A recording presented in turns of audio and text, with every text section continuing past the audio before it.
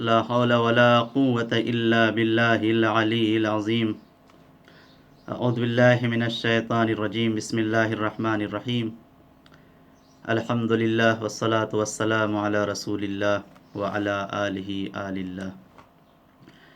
محترم ناظرین، السلام علیکم.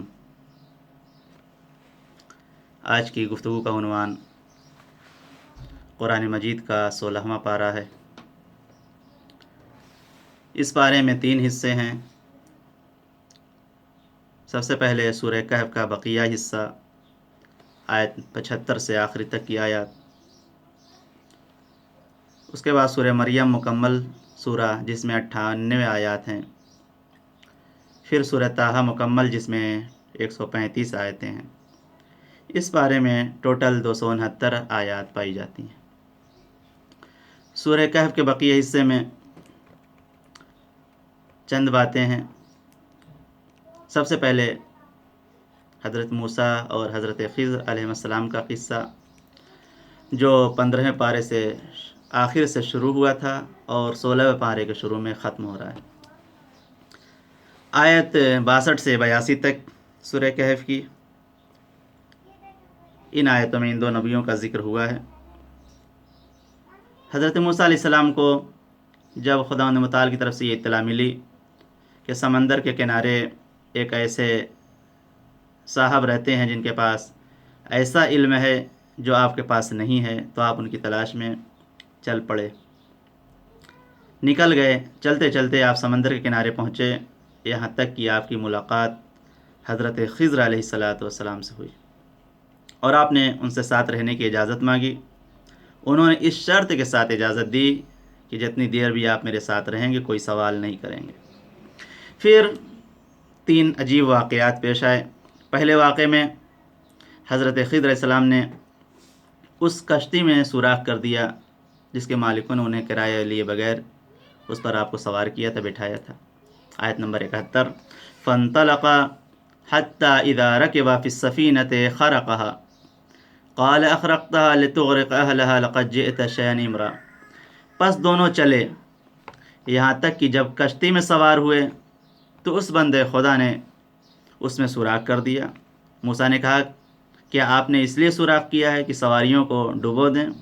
تو یہ تو بڑی عجیب بات ہے. دوسرے واقعے میں جناب خضر علیہ السلام نے ایک معصوم بچے کو قتل کر دیا. آیت نمبر 74. فانطلقا حتى اذا لقيا غلاما فقتله قال اقتلت نفسا زكية بغير نفس لقد جئت شيئا نكرا. پھر دونوں آگے بڑھے یہاں تک کہ ایک نوجوان نظر آیا اور اس بندے خدا نے اسے قتل کر دیا. موسیٰ نے کہا کیا آپ نے ایک پاکیزہ نفس بغیر کسی نفس کے قتل کر دیا ہے؟ یہ تو بڑی عجیب سی بات ہے. پھر تیسرے واقعے میں ایک ایسے گاؤں میں پہنچے جہاں ایک دیوار گر رہی تھی. اس بوسیدہ گرتی ہوئی دیوار کی آپ نے تعمیر شروع کر دی. جس گاؤں والوں نے اس سے پہلے کھانا کھلانے سے منع کیا تھا، پھر آپ نے اسی گاؤں میں ایک دیوار شروع کی تعمیر. آیت نمبر 77 میں اس کا تذکرہ ہے. فانطلقا حتى اذا اتيا اهل قرية استطعما اهلها فابوا ان يضيفوهما فوجد فيها جدارا يريد ان ينقض فاقامه. پھر دونوں آگے چلتے رہے یہاں تک کہ ایک قریہ والوں تک دیہات تک پہنچے اور ان سے کھانا طلب کیا. ان لوگوں نے کھانا دینے سے منع کیا، مہمان بنانے سے منع کر دیا. پھر دونوں نے ایک دیوار دیکھی جو قریب تھا کہ گر پڑتی. بندے صالح نے اسے سیدھا کر دیا. موسیٰ نے کہا کہ آپ چاہتے تو اس کی اجرت اس سے مانگ سکتے تھے. حضرت موسیٰ علیہ السلام ان تینوں واقعوں پر خاموش نہ رہ سکے اور پوچھ بیٹھے کہ آپ نے آخر ایسا کیوں کیا؟ آپ نے سب سے پہلے کشتی میں سوراخ کیوں کیا؟ دوسرے اس نوجوان کو بے گناہ کو کیوں قتل کیا؟ اور تیسرے فری میں آپ نے ان لوگوں کی دیوار کیوں صحیح کر دیا جنہوں نے آپ کو کھانا تک نہیں دیا؟ تیسرے سوال کے بعد حضرت خضر علیہ السلام نے جدائی کا اعلان کر دیا. کہا کہ اب تم میرے ساتھ نہیں ہو سکتے کیونکہ میں نے تم سے پہلے ہی منع کیا تھا. آیت نمبر 78. قال هذا فراق بيني وبينك سأنبئك بتأويل ما لم تستطع عليه صبرا. بندے صالح نے کہا کہ یہ میرے اور تمہارے درمیان جدائی کا موقع ہے. ان قریب میں تمہیں ان تمام باتوں کی تعویل بتا دوں گا جن پر تم صبر نہیں کر سکے. البتہ اس کے بعد تینوں واقعات کی اصل حقیقت انہوں نے آپ کے سامنے بیان بھی کر دی، جس کا خلاصہ یہ ہے کہ اس دنیا کی دو حقیقت ہے. جس طرح سکے کے دو رخ ہوتے ہیں، دو پہلو ہوتے ہیں، اسی طرح دنیا کے بھی دو رخ ہیں. ایک اس دنیا کا ظاہر ہے جس کو ہم اور آپ سب لوگ سمجھتے ہیں اور دیکھتے بھی ہیں، اور ایک اس دنیا کا باطن بھی ہے، پوشیدہ پہلو ہے جس کے اکثر لوگ ناواقف ہیں اور بے خبر رہتے ہیں.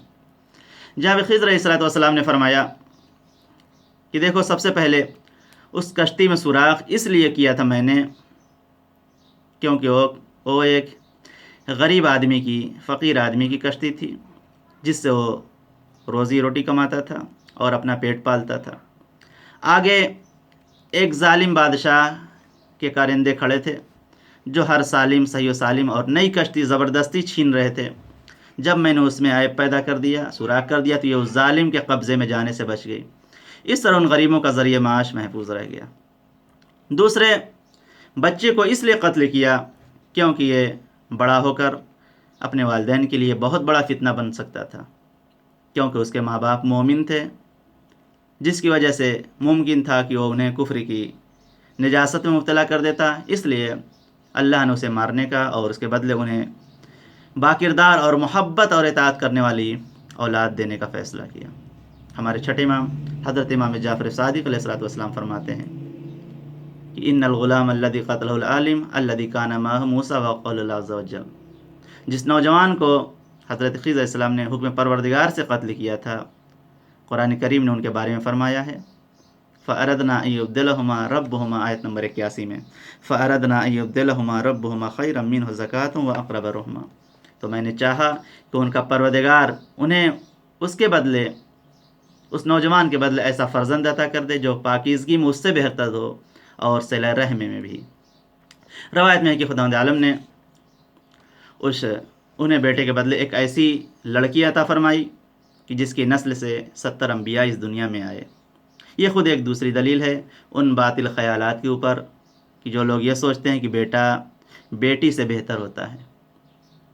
کتاب شریف کافی میں ایک حدیث ہے باب فضل البنات کے ذیل میں، اور یہ کہ لڑکیاں اللہ کی نعمت ہیں.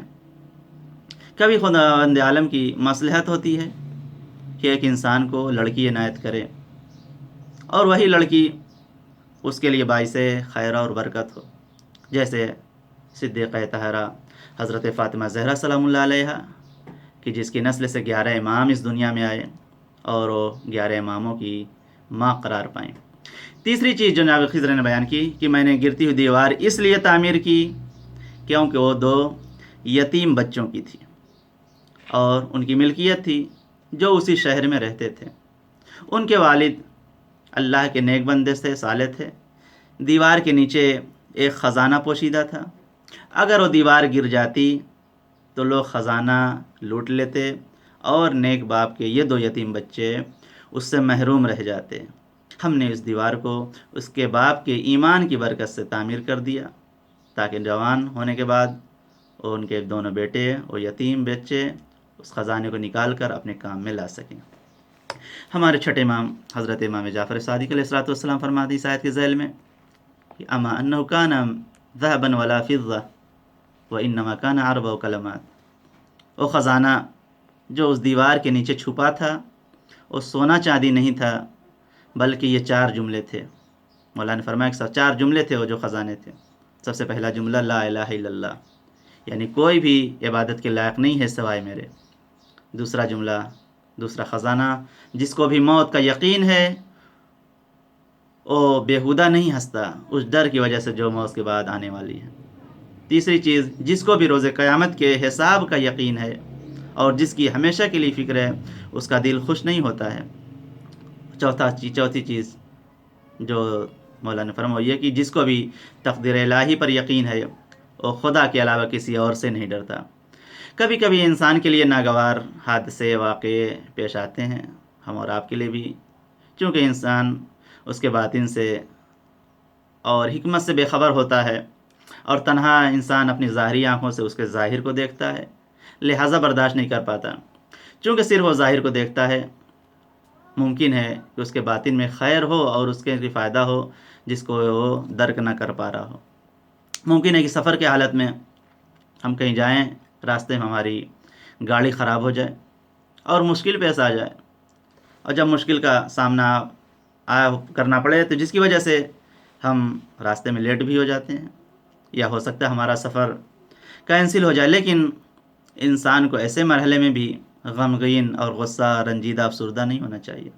ہو سکتا ہے کہ اگر یہ گاڑی خراب نہ ہوتی تو آگے چل کر ایکسیڈنٹ ہو جاتا، یا کوئی اس سے بڑی مشکل پیش آ جاتی، جس کو انسان ظاہر کو دیکھ کر برداشت نہیں کر پاتا ہے اور فوراً خداوند عالم پر اعتراض کرنے لگتا ہے۔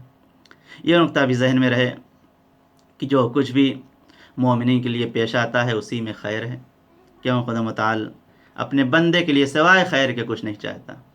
لہٰذا اگر خدا متعال اگر کسی کا بیٹا جوانی میں یا نوجوانی کے عالم میں اس سے لے لیتا ہے تو ممکن ہے کہ بعد میں اس کو اس سے بہتر کہیں بیٹا ہے اس سے عنایت کرے۔ یہ نقطہ بھی قابل توجہ ہے کہ حساب و کتاب الہی میں کوئی چیز بھی گم نہیں ہوگی۔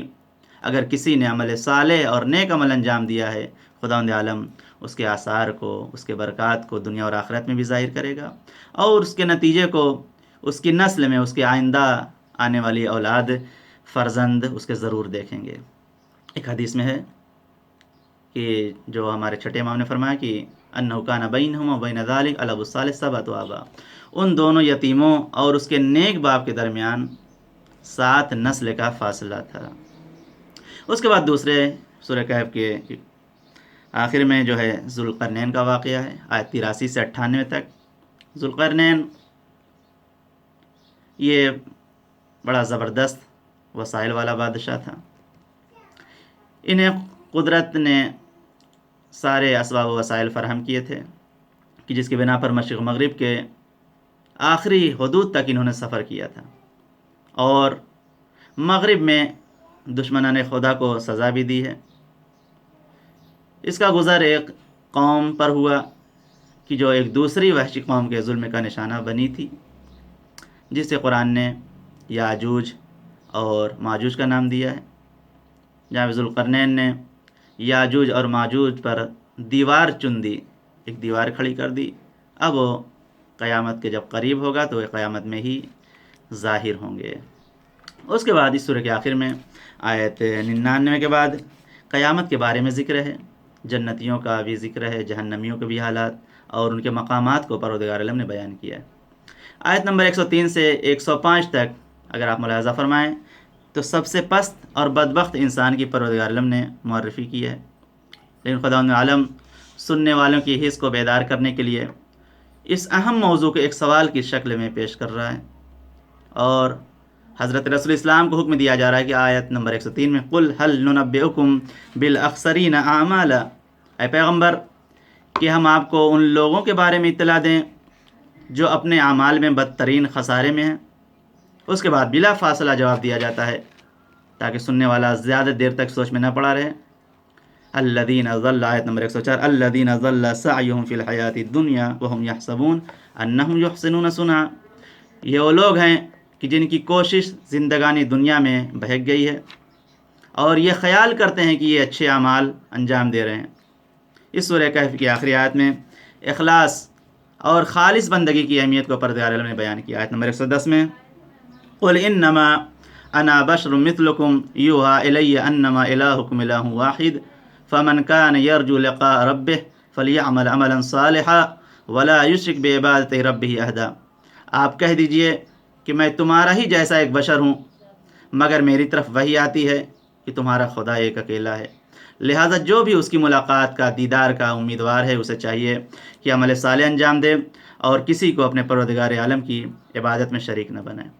ہمارے چھٹے امام حضرت امام جعفر صادق صلی اللہ علیہ وسلم فرمایا کہ اگر کوئی انسان نیک کام کرتا ہے، اچھا کام کرتا ہے، اور اس کا قصد خدا کے لیے نہیں ہے بلکہ وہ لوگوں کی تعریف چاہتا ہے اور چاہتا ہے کہ سارے لوگ اس کو بیان کریں، سارے لوگ جان جائیں اور سن لیں، تو ایسا شخص اپنی عبادت میں خدا کے لیے شریک قرار دیتا ہے۔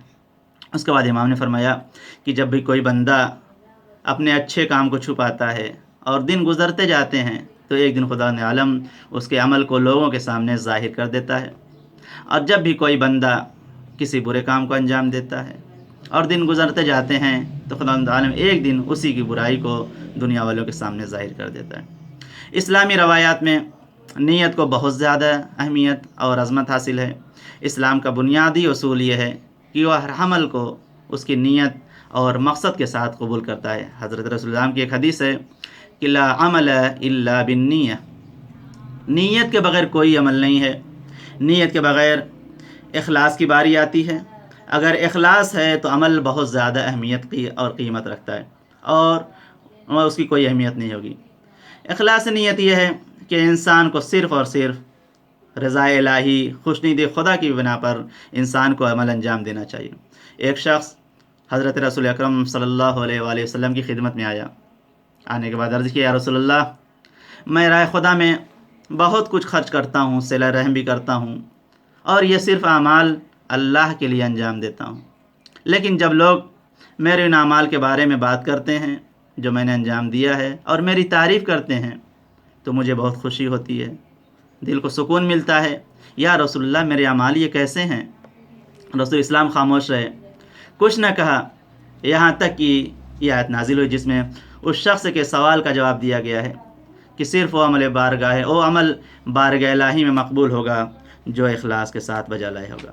اس کے بعد دوسرے حصے میں سورہ مریم کا آغاز ہوتا ہے جس میں 98 آیاتیں ہیں۔ اس سورہ کا اصلی پیغام عزت اور عظمت انسان ہے۔ اگر کسی انسان کو عزت چاہیے، عظمت چاہیے، تو اسے کسی قوم، قبیلہ اور پارٹی، گروہ یا جھوٹے خداؤں میں نہیں تلاش کرنا چاہیے، بلکہ اسے فقط بندگی پروردگار عالم میں تلاش کرنا چاہیے۔ سورہ مریم میں خلاصے کے طور پہ عرض کر دوں کہ 11 انبیاء کا تذکرہ ہے، جس میں بعض انبیاء کا تذکرہ تفصیل کے ساتھ ہے اور بعض کا اجمال کے۔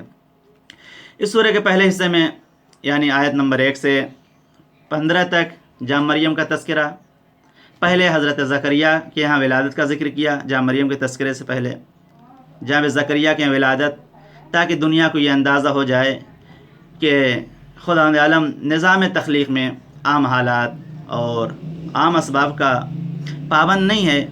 اور 99 سال کی عمر میں جناب زکریہ کے یہاں اولاد پیدا کر سکتا ہے، جبکہ ان کی زوجہ بوڑھی تھیں اور باج تھیں۔ جب ان کی یہاں اولاد پیدا کر سکتا ہے تو بغیر شوہر کے جناب مریم کے یہاں بھی اولاد پیدا کر سکتا ہے۔ جناب زکریہ نے ایک عمر تک خداوند عالم کی عبادت کی، ان کی قسمت میں اولاد نہیں تھی۔ ضعیفی کے عالم میں جب مریم کو دیکھا اور ایک پاک و پاکیزہ فرزند کی دل میں تمنا پیدا ہوئی، لہذا خدا سے جہاں مریم کے جیسا اولاد کا تقاضا کرتے ہیں۔ آیت نمبر 5، وَإِنِّي خِفْتُ الْمَوَالِيَ مِنْ وَرَائِي وَكَانَتِ امْرَأَتِي عَاقِرًا فَهَبْ لِي مِن لَّدُنكَ وَلِيًّا، اور مجھے اپنے خاندان والوں سے خطرہ ہے اور میری بیوی باج ہے، تب مجھے ایک ایسی اولاد اور ایک ایسا ولی اور وارث عطا فرما دے۔ یرثنی ویرث من آل یعقوب وجعلہ رب رضیہ، خداوند عالم نے ان کی درخواست کو قبول کیا اور ایک فرزند جناب یحییٰ کی شکل میں ان کو عطا فرمایا۔ آیت نمبر 16 سے 40 تک جہاں مریم کی داستان ہے اور ان کے زندگی کے بہترین گوشوں کی طرف اشارہ ہوا ہے، اور ان آیات میں ان پاک دامنی اور یہ کہ کس طرح خداوند عالم نے آپ کو حضرت عیسیٰ جیسی عظیم نعمت سے نوازا، اس کا تذکرہ ہے۔ آیت نمبر 26 میں جہاں مریم کا جواب ہے، جب حضرت عیسیٰ علیہ السلام کو اپنی آغوش میں لے کر قوم کے درمیان میں آئیں اور اپنی قوم کی طرف آئیں، جیسے ہی لوگوں نے دیکھا کہنے لگیں، آپ نے اس بچے کو کہاں سے لائیں؟ ما کانت امک بغیہ، نہ آپ بد کردار، نہ آپ کے ماں باپ، نہ آپ کی ماں، آخر ایسا بچہ آیا کہاں سے؟ مریم نے فرمایا، انی نذرت للرحمن صوما فلن اکلم اليوم انسیا۔ جب کسی انسان کو دیکھیے، پروردگار نے حکم دیا جہاں مریم کو، جب کسی انسان کو دیکھیے تو کہہ دیجئے کہ میں نے پروردگار عالم کے لیے، رحمان کے لیے روزے کی نظر کر لی ہے۔ جب حضرت چھٹے امام حضرت امام جعفر صادق علیہ السلام اس آیت شریفہ کے ذیل میں فرماتے ہیں، آیت نمبر 26 میں جو ہے کہ روزہ صرف اپنے آپ کو کھانے اور پینے کی چیز سے روک لینے کا نام نہیں ہے، کھانے پینے کی چیزوں سے اپنے آپ کو بچانے کا نام نہیں ہے۔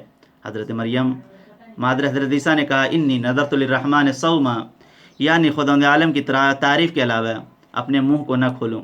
لہذا جب بھی امام نے فرمایا جب بھی تم روزہ رکھو تو اپنی زبان کی حرام باتوں سے حفاظت کرو، اپنی آنکھوں کو ان چیزوں سے بچاؤ جن کا دیکھنا حرام ہے، اپنی کانوں کو ان چیزوں سے بچاؤ جن کا سننا حرام ہے، اور ایک دوسرے سے لڑائی مت کرو، جھگڑا مت کرو، اور कभी भी आपस में दुश्मनी और हसद न करो। जब रसूल अकरम सल्लल्लाहु अलैहि वसल्लम ने सुना कि एक औरत जो रोज़े से है लेकिन अपनी कनीज़ को गाली दे रही है, पैगम्बर इस्लाम ने जब इत्तला मिली तो आपने वो खाना उसके सामने पेश कर दिया और उसने फरमाया, और पैगम्बर ने जब उससे फरमाया कि खाना खा लो, तो उस औरत ने अर्ज़ किया, या रसूलल्लाह मैं तो रोज़े से हूँ। रसूल इस्लाम ने फरमाया कि तुम कैसे रोज़े से हो जबकि तुम अपनी कनीज़ को गाली दे रही हो। रोज़ा सिर्फ खाने और पीने की चीज़ों से परहेज़ का नाम नहीं है, बल्कि तमाम आज़ा व जवारे को भी मुहर्रमा से परहेज़ करना चाहिए जिनसे खुदा ने मना फरमाए। उसके बाद छठे इमाम हज़रत इमाम जाफ़र सादिक़ अलैहिस्सलाम ने फरमाया, जब भी तुम रोज़ा रखो तो अपने कान, अपनी आँख हराम चीज़ों से रोके रखो और लड़ाई झगड़ा बिल्कुल मत करो, क्योंकि रोज़े की इज़्ज़त ज़रूरी है। और जिस दिन तुम रोज़े से रहो और जिस दिन नहीं हो, ये दोनों बिल्कुल बराबर नहीं होने चाहिए। रोज़े की बहरहाल आम हालात में जो दिन है उसकी बहरहाल फ़जीलत है। आयत नंबर 30 से 33 तक आयत में हज़रत ईसा के कलाम को नकल किया है जब आप गहवारे में थे। क़ाल इन्नी अब्दुल्लाह आतानिल किताब वजअलनी नबिय्या, बच्चे ने आवाज़ दी कि मैं अल्लाह का बंदा हूँ, इसने मुझे किताब अता फरमाई है और मुझे नबी बनाया है। दूसरे वजअलनी मुबारकन ऐनमा कुन्त वऔसानी बिस्सलात वज़्ज़कात मा दुम्तु हय्या, और जहाँ भी रहूँ बाबरकत करार दिया है और जब तक ज़िंदा रहूँ नमाज की, ज़कात की वसीयत की है। आयत करीमा में जनाब ईसा के 7 सिफ़ात और कमालात तज़किरा हुए हैं। 7 सिफ़ातें हैं, 2 आमाल हैं और एक दुआ का तज़किरा है। सिफ़ात में अगर आप मुलाज़ा फरमाएँ तो जनाब ईसा ने बयान कि बंदे खुदा का होना, साहिब किताब होना, नबी होना, बाबरकत होना, माँ के लिए नेकुकार होना, जब्बार न होना, जालिम न होना, शकी न होना। और आमाल में तज़किरा किया है नमाज कायम करने का, ज़कात अदा करने का, और दुआ में 3 अहम औक़ात में सलामती का तलबगार हुआ है जो इन आयात में ज़िक्र हुआ है। माविया बिन वहब ने हज़रत इमाम जाफ़र सादिक़ अलैहिस्सलाम से फरमाया, वो कहते हैं कि मैं हज़रत इमाम जाफ़र सादिक़ अलैहिस्सलाम से उस बेहतरीन चीज़ के बारे में सवाल किया जिसके ज़रिए बंदे अपने खुदा का क़ुर्ब हासिल करते हैं। रवायत बहुत वाज़ेह है। वो कहते हैं वो बेहतरीन चीज़ जिसके ज़रिए सवाल किया कि बेहतरीन चीज़ जिसके ज़रिए बंदे अपने रब का क़ुर्ब हासिल करें, अल्लाह के नज़दीक सबसे महबूब क्या है, अल्लाह के नज़दीक सबसे अफजल और महबूब तरीन चीज़ क्या है।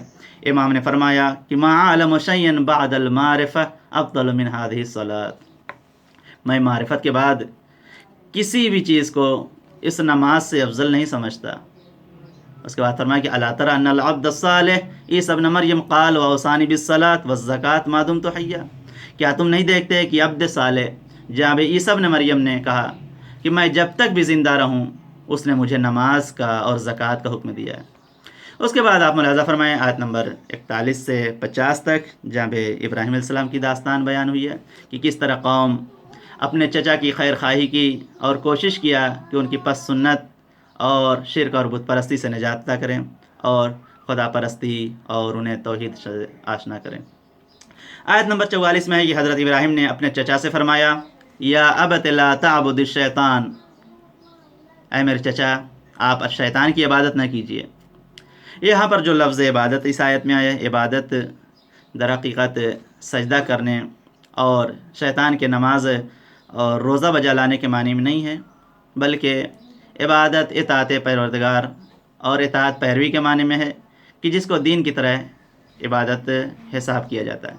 उसके बाद आयत 51 से लेके 53 तक एक मुख्तसर इशारा हज़रत मूसा का है, वज़्कुर फ़िल किताब मूसा, अपनी किताब में जा मूसा का तज़किरा करो। उसके बाद 5 सिफ़ात को परदालम जा मूसा के बयान किया कि वो मुखलिस बंदे थे, नबी थे, रसूल थे, हमने उन पर तूर पे कलाम किया वगैरह वगैरह। फिर 54 और 55 में हज़रत इब्राहीम के बड़े फ़र्जंद जनाब इस्माइल के बारे में गुफ्तगू है। जनाब इब्राहीम की याद को हज़रत इस्माइल की याद में मुकम्मल किया जा रहा है और आपकी 5 खुसूसियत की तरह इशारा है। लेकिन सबसे बड़ी खुसूसियत जो इस आयत में ज़िक्र हुई है वो सादिक़ुल वाद होना बयान किया है, यानी जनाब इस्माइल अलैहिस्सलाम जो वादे के सच्चे थे, और यही हमारे लिए नमूने अमल है, बल्कि सारे लोगों के लिए नमूना है वादे का सच्चा होना। वादे का पूरा करना एक शरई एतबार से वाजिब हो या न हो, लेकिन बहरहाल अखलाक़ी एतबार से इंसानी ज़िंदगी की ये एक बेहतरीन सिफ़त है जिसको हर इंसान को अमल करना चाहिए। जनाब इस्माइल के बारे में नक़ल किया गया है कि उन्होंने एक शख्स से इंतज़ार का वादा कर लिया تو کئی دن تک وہ وہاں پر ایک جگہ بیٹھ کر ویٹ کرتے رہے اور اپنی جگہ سے اٹھے نہیں، چونکہ انہوں نے انتظار کا وعدہ کیا تھا اور وہ شخص آیا نہیں۔ وعدے کی بے وفائی میں مصروفیت کا بہانہ بنا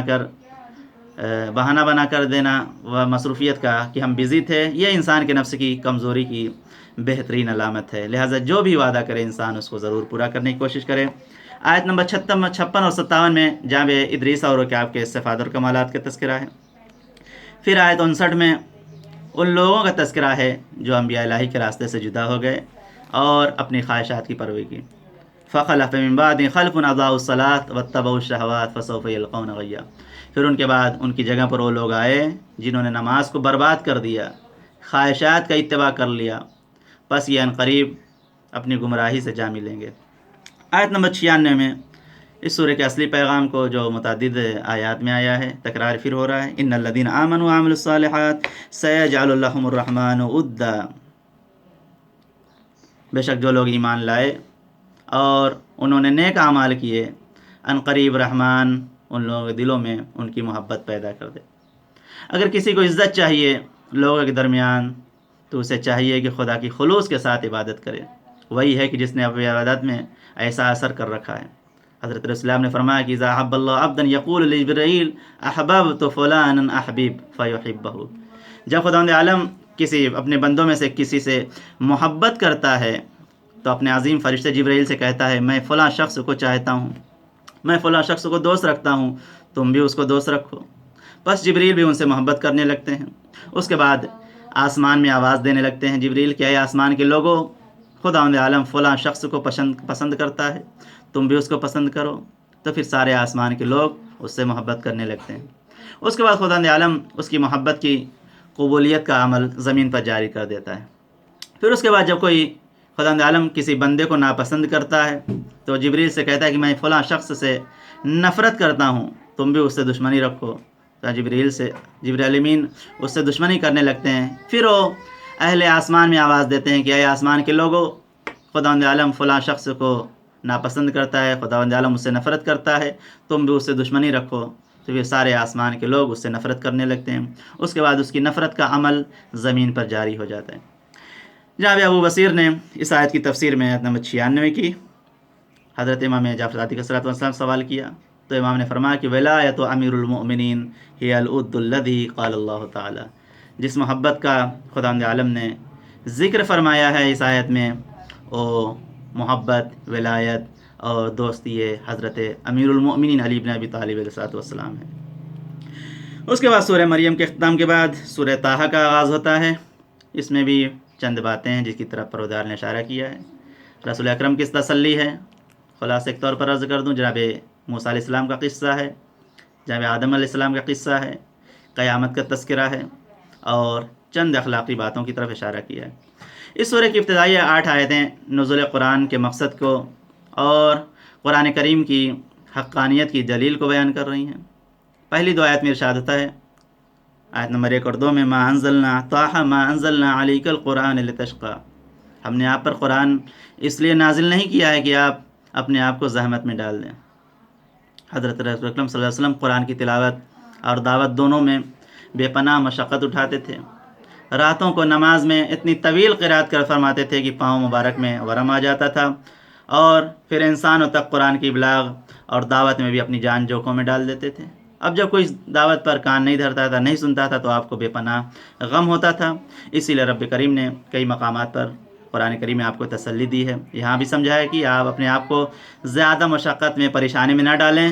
اس قرآن سے ہر کسی کا دل متاثر نہیں ہو سکتا، یہ تو صرف اس شخص کے لیے نصیحت جو اللہ کا خوف رکھتا ہے، جیسا کہ ارشاد ہوتا ہے الا تذکرۃ لمن یخشی، یہ تو ان لوگوں کی یاد دہانی ہے جن کے دلوں میں خوف خدا ہے۔ آیت نمبر 9 سے 98 تک حضرت موسیٰ اور ان کی قوم کا تذکرہ ہے، اور وہ تمام باتیں جو زحمتیں حضرت موسیٰ نے اپنی قوم کے لیے برداشت کی، اس کا تذکرہ کیا ہے۔ آیت نمبر 14 میں اگر آپ دیکھیں تو حضرت موسیٰ علیہ السلام کے لیے ایک اہم پیغام بیان ہوا ہے، اور یہ کہ آپ نے نماز کے اصلی مقصد کو اور اس کے وجوب کے فلسفے کو بیان کیا۔ اننی انا الصلاۃ اننی انا اللہ لا الہ الا انا فاعبدنی واقم الصلاۃ لذکری، میں اللہ ہوں اور میرے علاوہ کوئی خدا نہیں ہے، لہٰذا تم میری عبادت کرو اور میری یاد کے لیے نماز قائم کرو۔ وحی الہی اور پیغام نبوت کے 3 اہم ارکان ہیں: توحید الہی پر ایمان رکھنا، یاد خدا کے لیے نماز قائم کرنا، تیسرے قیامت پر یقین رکھنا۔ اس عقیدے اور عمل کے بغیر کوئی انسان کسی نبی کا ماننے والا نہیں کہا جا سکتا۔ اور پھر آیت نمبر 99 سے 114 تک قیامت کے مختلف مناظر کا تذکرہ ہے جو انسان کو قیامت کے دن پیش آئے گا۔ پھر آیت 115 سے 129 تک حضرت آدم کی خلقت کی داستان بیان ہوئی ہے جو سورہ بقرہ میں آیت 30 سے 39 تک بیان ہوئی تھی۔ پھر اللہ نے پورے داستان تفصیل کے ساتھ پیدا ہونا، جناب آدم کا، پھر مسجد ملائک پر کر دینا، پھر جنت سے زمین پر آنا، یہ سب تذکرہ کیا۔ پھر اس کے بعد آیت نمبر سورہ کے آخر میں ایک اہم اخلاقی پیغام کو ذکر کیا، آیت 124 وَمَنْ أَعْرَضَ عَنْ ذِكْرِي فَإِنَّ لَهُ مَعِيشَةً ضَنْكًا وَنَحْشُرُهُ يَوْمَ الْقِيَامَةِ أَعْمَىٰ۔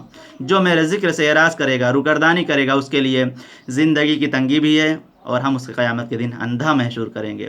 انسان کو ہرگز یہ فراموش نہیں کرنا چاہیے کہ زندگی میں آرام اور سکون مادیات کے ذریعے نہیں آ سکتا۔ اگر انسان کو سکون چاہیے، آرام چاہیے، تو ذکر خدا کرنا پڑے گا اور قرآن کے دستورات اور اس کے قوانین پر عمل کرنا پڑے گا۔ یہ وہ باتیں تھیں جو خداوند عالم نے 16ویں پارے میں بیان فرمائی ہے۔ آخر میں خداوند عالم سے دعا ہے کہ ہم سب کو خلوص کے ساتھ اعمال صالحہ بجا لانے کی توفیق عنایت فرما اور تعلیمات اہل بیت، تعلیمات قرآن پر عمل کرنے کی توفیق عنایت فرما۔ وآخر دعوانا ان الحمد للہ رب العالمین۔ والسلام علیکم ورحمۃ اللہ وبرکاتہ۔